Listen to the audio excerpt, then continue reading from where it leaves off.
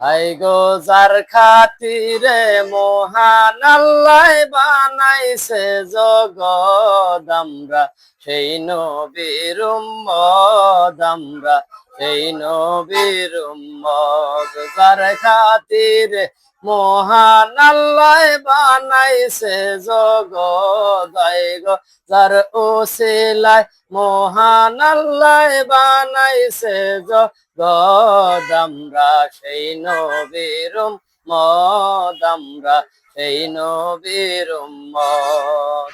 যে নবীজির নামের উসিলায়